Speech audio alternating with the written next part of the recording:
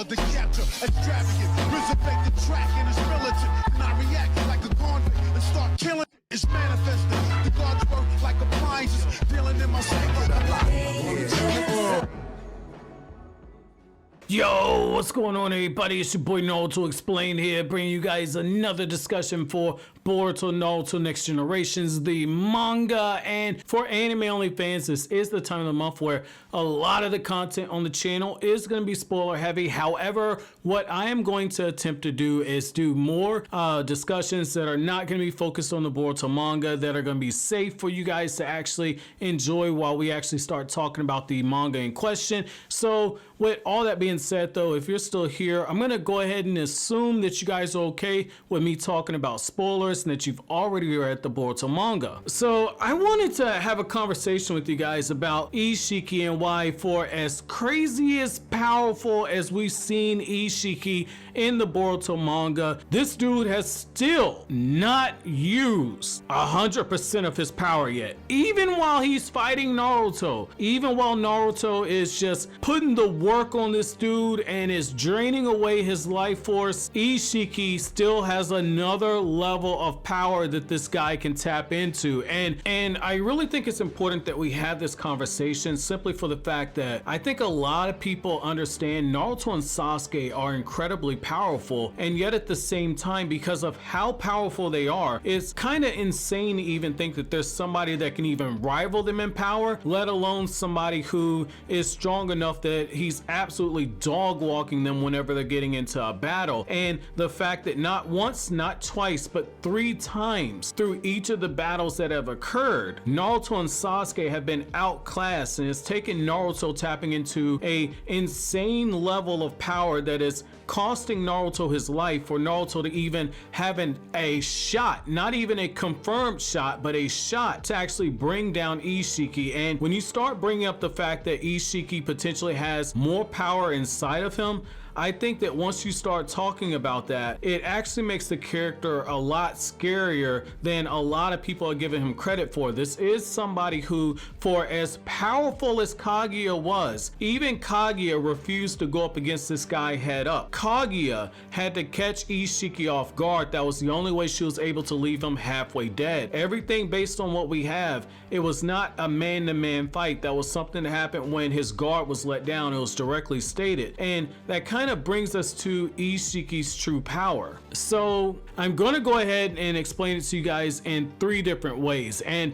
so for the very first thing is I want to kind of bring your attention to some text that has been sprinkled throughout the series that has kind of indicated the fact that Isshiki has another few gears that he can go toward. However, before we get into those points, real quick, I just want to thank the sponsor for today's video, Surfshark VPN. And I do think that this is something that a lot of you guys can benefit from. A lot of you tell me that you can't read the Boruto manga chapters or watch the anime episodes through the official means because they're region blocked in your country. But if you had a VPN, this would not be a problem. If you use my link down in the description box, as well as my promo code Naruto Explained, you'll be able to take advantage of Surfshark VPN's pretty awesome deal of 84% off with an extra 4 months for free. Our world is a lot like Boruto's, where everything is connected by technology, but that does come with some risk. For instance, if you have to use public Wi-Fi, Surfshark protects your data by using a level of encryption that not even a supreme hacker like Dinky will be able to crack. Surfshark also maintains a strict no-log policy, and because Surfshark provides IP and DNS leak protection, people like the Anbu Black Ops can't bust through your front door because they can't actually find the location that you're connecting from. There's also live 24/7 chat available to you, and because Surfshark is giving you a 30-day money-back guarantee, I highly recommend at least trying it. But if you try it out, I'm sure many of you guys are going to fall in love with the access you get by using a VPN. But with all that being said, let's get back to today's video. So the very first thing you have to look at is, due to the fact that Kodachi, the former writer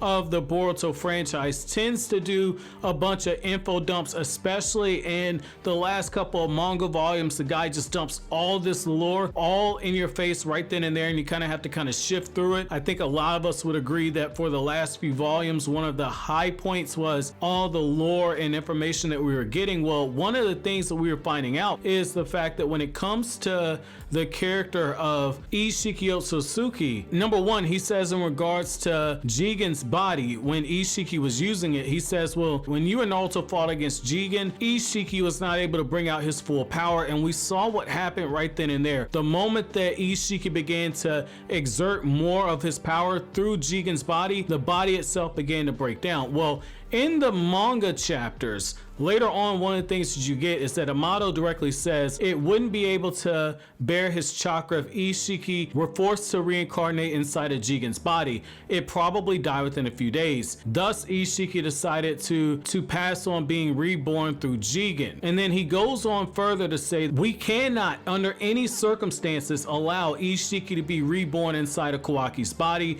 Ishiki's power is so immense, if he were to return in full form in Kawaki's body, we won't be able to stop him. It'll be the end of the world. And so that's very, very key right there, because Isshiki Otsutsuki, because of the battle with Jiraiya's clone Kashin Koji, because of that battle, he was forced to fight inside of Jigen's body and be reincarnated into Jigen's body. And Amato made that very calculated decision that, hey, Isshiki does not want to get reborn inside of Jigen's body because Jigen's body cannot contain the full power. So by having Isshiki get reincarnated inside of Jigen, even if he can briefly tap into his full power, he's not going to be able to use it for a continuous amount of time. So therefore, he's not really fighting at full power most of the time when you see him. And so that's why Naruto and Sasuke, it in theory gave them a chance. And now when you look at Naruto does have a chance to actually go through and fight Isshiki with this new power. However, this brings me to the second point. Even though Naruto is fighting against Isshiki and he's shaving away at Ishiki's life force, even though this is happening, Naruto is not out of the woods yet, because Isshiki has a couple more things in his favor. So the next thing that Isshiki does have is, a lot of people are missing something. Isshiki has not eaten a chakra fruit. So why is that so important? Well, if you'll look at the character of Kaguya, when she came to Earth, Kaguya had a plain Otsutsuki appearance, and once she ate the chakra fruit, she took on that appearance that we're used to seeing in the Naruto Shippuden series. Now, whether or not Isshiki ate a chakra fruit on another planet, that remains to be seen, but we do know that when Kaguya ate the chakra fruit specifically from Earth, her body underwent a physical transformation. And I really don't think it's a coincidence that they've said on more than one occasion that the chakra fruits that the Earth is able to produce is different than the other chakra fruits that have existed in the series. When you look at Isshiki, there remains the possibility that if Isshiki can eat the chakra fruit, on top of getting a bit of a boost from that, as well as the other benefits from eating the chakra fruit, like increased lifespan, there is the possibility that Isshiki would have another transformation. And if something like that were to happen and he had the perfect body in Kawaki, that is something right there that opens up the door that there's another gear for the character Isshiki. Now, this next thing I want to kind of bring your attention to is going back to Kawaki. So because Kawaki's body was stated to be 100% compatible in terms of being able to bring out Ishiki's full power, everything that we've seen by Amato's own admission, it directly says that Isshiki, if he's allowed to get into Kawaki's body, he's going to return to full power. By default, we're not seeing Ishiki's true power yet. And because we know that Kawaki is going to get the karma seal put back onto his body, there remains a possibility that Isshiki, whenever he does take over Kawaki's body, even if it's for a brief moment, like what you saw with Momoshiki when he took over Boruto's body, there is a very strong possibility that Kawaki, even with an incomplete vessel, when Isshiki takes it over for a brief period, he's going to be able to probably curb stomp Naruto if Naruto has a weakened condition from using this ability, and more than likely Sasuke, because when you look at the battle that they had the very first time, Naruto was sealed away and Sasuke was left near death. So that should be an indicator right there that there is a very strong possibility that we're gonna see